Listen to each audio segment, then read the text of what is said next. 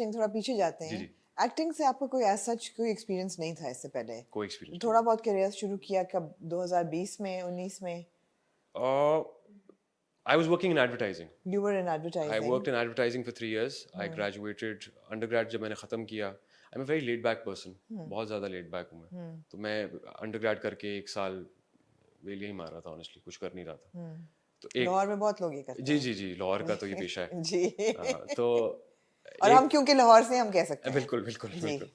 तो एक साल कुछ नहीं किया. उसके बाद एक अपॉर्चुनिटी एक दोस्त छोड़ के जा रहा था. एक एमएनसी है एडवर्टाइजिंग में बीबीडीओ के नाम से. They work with PepsiCo.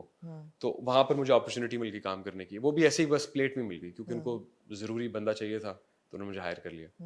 3 साल जब वहाँ काम किया तो वहाँ से ये रास्ता एक्टिंग का आप कह सकते हैं कि खुला. Because I was working very closely with actors और शूट्स वगैरह कर रहे थे हम काफ़ी ज़्यादा. तो वहाँ पे I got this opportunity to work with Ehsan Rahim. Right. एक कमर्शियल मैंने किया. वो हुआ ये कि हम प्री प्रोडक्शन कर रहे थे अपने ऐड की. मीटिंग चल रही थी पेप्सी के ऑफिस के अंदर. और हमारी जो क्लाइंट है उन्होंने कोई तकरीबन आई थिंक 200 या 250 बंदा रिजेक्ट कर दिया था. और फिर उन्होंने कहा कि यार मुझे ना फिरोज जैसा बंदा ला दो. तो मेरे बॉस ने कहा कि सर से उतारने के लिए कहा कि यही कर लेगा, ये बहुत अच्छा करेगा. तो एहसन रहीम साहब सामने बैठे हुए थे. अब हर जगह का एक डेकोरम होता है ऑब्वियसली. अब मैं वहाँ काम करता था. अब वहाँ वो कहते हैं कि ऑडिशन दो उठ के इधर ही खड़े पैर.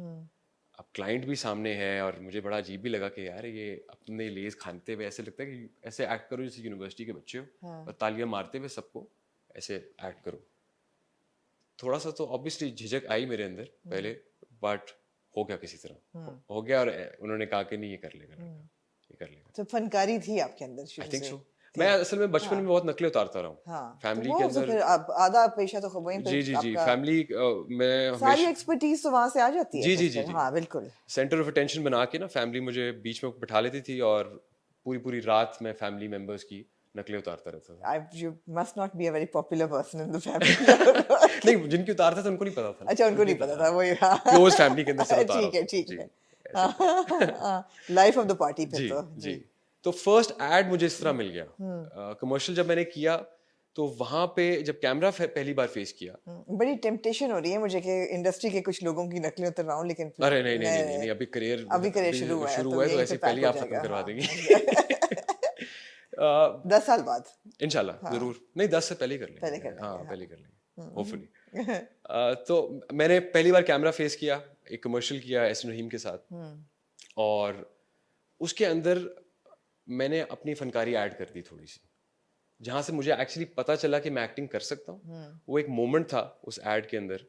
वो आपको पता है ऐड बनते हैं तो स्टोरी बोर्ड आपको दिया होता है कि आपने ये शॉट लेनी है इस तरह. तो वो बेसिकली 100 रुपीज़ वाला जो बैग होता है लेस का उसका ऐड था. और ये था कि जी ग्रुप शेयर कर सकता है ये बैग ऑफ चिप्स. हाँ तो उन्होंने कहा कि जी पहला दूसरे को देगा, दूसरा तीसरे को देगा, ठीक तीसरा है। जो है चौथे को देगा. ठीक तो है। मैं तीसरे पे बैठा हुआ था. अब मैंने कहा ये बड़ा मोनोटोनस हो गया है कि एक ने दूसरे को दिया, उसने एक खाया, उसने दूसरे को दे दिया. तो मैंने जो साथ लड़की बैठी हुई थी उसको ऐसे दिया और जब वो लेने लगती तो मैंने उससे ना ऐसे ले लिया. She was very smart as well. उसने भी पकड़ लिया क्यों और उसने फिर ना जबरदस्ती मेरे से छीन लिया. तो वो एक मोनोटनी टूट गई. हाँ। एकदम से एहसन रहीम साहब ने कहा कट. कट। उनका बड़ा ना फिगर है, बड़ा प्रेजेंस है उनकी, बाल भी लंबे से. तो मुझे लगा कि ये जो मैंने किया है ना इसकी वजह से काट के दिया. और मैं थोड़ा सा उनको देख रहा हूँ वो चलते हुए आ रहे हैं मेरे पास. और उनका ना एक बड़ा एक डिमीनर है उनका ऐसा फुल. तो वो आए और उन्होंने ना मुझे लगा कि मुझे कहेंगे कि बेटा ये क्या कर रहे हो. क्या कहा? तो उन्होंने ना मुड़ के उस लड़की को कहा कि यार आपने ना एक्सप्रेशन जो है ना वो ठीक नहीं दिया अभी जब इसने ये किया था. तो उन्होंने फिर मुड़ के मुझे कहा उनका वेरी गुड, ये करना है तुम. वहां मुझे लगा कि अच्छा यार मैं कर सकता हूँ. ये मैं कर सकता हूँ. ये मैं काम कर सकता. That was that moment. That was your cue that okay यहाँ भी इस डायरेक्शन में भी मैं जा सकता हूँ. बिल्कुल 100%. वो मोमेंट था. वो आई थिंक उसके बाद बस जहन में फंसा रहा कि एक्टिंग करनी है, एक्टिंग करनी है, एक्टिंग करनी है. और उसके बाद आई थिंक मैंने 1-1.5 साल और काम कंटिन्यू किया अपना एडवर्टाइजिंग में. मुझे एक भी एक्टर का नाम नहीं पता था ऑनेस्टली उस टाइम पे. I knew absolutely nobody. Zero. Fawad ड्रामे भी नहीं थे. फवाद मायरा के आगे. फवाद मायरा सरमद. एक दो और नाम पता होंगे. किसी का नहीं पता. आज पता है और आप सबका पता है कि एडवर्टाइजिंग में काम किया था. Right. I've worked with a lot of them as well. Right. तो उस टाइम पे जब हम शूट करते थे तो बुरी बात है वैसे कहने की, लेकिन कोई बात कह नहीं। देते हैं, हाँ बहुतों के साथ मैंने काम किया हाँ और उनसे ना छोटी छोटी लाइंस नहीं बोली जा रही मतलब अंग्रेजी के दो लाइनें हैं, नहीं बोल सक रहे थे। तो आई फेल्ट कि and we were giving them a lot of money, I was like यार, अब मैं क्या करता था, मैं पीछे खुद बोल रहा होता था वो लाइन देखने के लिए कि मेरे से बोली जाती है या नहीं, और मेरे से बोली जा रही थी। एंड आई वाज लाइक यार, I don't know this guy और this girl, I am sure they are famous but they are really struggling at this is sad, why are they struggling, they are actors. और cheque काट के भी उनको दे रहे हैं वहाँ पे, अच्छे चेक दे रहे हैं 15 सेकंड के एक शाउट आउट बनाने के लिए। तब मैंने सोचा कि यार ये 50-60 हज़ार रुपए की नौकरी, और ऑलरेडी लात मारो इस पे। ऐड भी कर लिया हुआ है और एसएम भाई का एक तरह से अप्रूवल भी मिला हुआ है। तो मैंने कहा कि यार ये कर सकते हैं आप। वापस फिर I decided, pack my bags, resigned. हालांकि मेरे जो बॉसेस हैं उन्होंने बड़ा रोका भी मुझे, उन्होंने कहा कि तुम 1 महीने के लिए चले जाओ, ऑडिशंस वगैरह दे आओ और फिर वापस। उनको पता था कि मौका तो मिलता नहीं है, मुझे ये था जाएगा कि और जलील होके वापस आ जाएगा। बिल्कुल आई थिंक यही था। और मुझे ये था कि अगर मैं रिजाइन नहीं करता ना तो वो एक फॉल बैक ऑप्शन जो है ना, उसकी वजह से कहते हैं ना कि if you got a plan B then you are never going to focus on a plan A. तो मैंने पूरे अपने सामान उठा के कराची आ गया, किसी का नहीं पता था। यही बस 3 नाम जो बार बार मैं ले रहा हूँ, इनका ही पता था, किसी का नहीं पता था। और पता भी नहीं था कहाँ जाना है कहाँ नहीं जाना। हाँ। तो यहाँ से जो जर्नी मैंने शुरू की है वो एक्चुअली यहाँ से की। हाँ। और आगे काफ़ी इंटरेस्टिंग है वैसे, अगर आप चाहें तो मैं सुना सकता हूँ 1-2 चीज़ें और किससे। हाँ सुनाओ ना, मुझे तो मज़ा आ रहा है सुन के। तो ये जो अंग्रेजी वाली बात की है तो मेरे दिल के बहुत करीब है, बिकॉज जी मैं देखता हूँ आपके रिव्यूज, मैं देखता हूँ मैं भी बहुत स्ट्रगल करती हूँ क्योंकि जी मुश्किल होता है देखना, स्पेशली कई चीज़ों को। अनफॉर्चुनेटली ड्रामा जो है आई थिंक थोड़ा शिफ्ट हो गया है, अपर मिडिल की तरफ आ गए हैं। पहले कहानियाँ थोड़ी लोअर मिडिल की तरफ ज़्यादा बनती थी, अब अपर मिडिल अपर क्लास ज़्यादा दिखाई जाती है और इंग्लिश में चला गया काफ़ी ज़्यादा।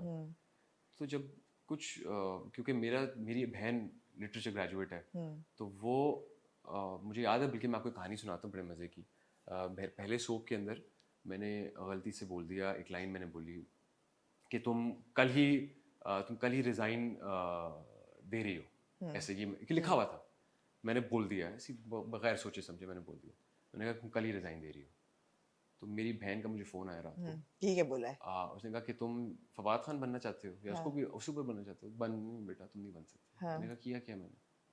तो उसने कहा कि रिज़ाइन करते हैं, मतलब रेजिग्नेशन लेटर जो है वो तुम दे सकते हो, लेकिन रिज़ाइन जो है वो करना है। ये तुम ये इस तरह बोलोगे तो कैसे बनोगे? तो मेरे ऊपर तो इतनी इस लेवल की स्क्रूटनी होती है कि मैं कुछ भी बोलूं। अभी भी मैं इंटरव्यू दे रहा हूँ तो मेरे ध्यान में आ रहा है बार बार कि ये घर वाले देखेंगे तो वो निकाल लेंगे पॉइंटर्स के, अच्छा ये क्या बोला था, ये क्या बोला था, ये क्या कहा था। तो इस पे बहुत ज्यादा एम्फेसिस है। अनफॉर्चुनेटली आई फील कि पाकिस्तानी ड्रामों के अंदर नहीं है उस लेवल पे। बट मुझे ऐसा लग रहा है कि आपने पाकिस्तानी ड्रामे देखने शुरू कर दिए हैं। जी क्या ये सच है? बिल्कुल ये सच है बिल्कुल। तो आप जो देख रहे हैं, अब ऑब्वियसली फिरोज, थोड़ा सा अगर हम राउंड अप करें आपकी पर्सनालिटी को, तो आप पढ़े लिखे, यू गॉट अ डिग्री, आपने एडवर्टाइजिंग में काम किया, लाहौर के आप पले बड़े हैं, and you come from a place of privilege, if I may use that word, ठीक, खाते पीते घर से आप हैं, आपको मतलब रोजी के लिए काम नहीं करना, तो आपने एक दिन डिसाइड किया कि मैं तो एक्टिंग कर सकता हूँ, और हाइट भी मेरी परफेक्ट है हाइट मेरी परफेक्ट है, शक्ल मेरी ठीक है, बोल भी मैं लेता हूँ, आवाज भी अच्छी है, उर्दू भी बोल लेता हूँ, अंग्रेजी भी बोल लेता हूँ, थोड़ी बहुत से बेहतर कि जो लोग लाइनों के साथ स्ट्रगल कर रहे हैं, पीछे से मैं तो इनकी लाइनें बेहतर बोल सकता हूँ, तो मैं ये काम करूँ, तो इसमें देखते हैं क्या होता है। So that's where you were coming from. Then what happened? Did it like serve a purpose? आपको मिला जो आप ढूंढ रहे थे? फिर आपने ड्रामे देखने शुरू किए। हाँ, मैं उस तरफ जा रही थी। आपने ड्रामे देखने शुरू किए।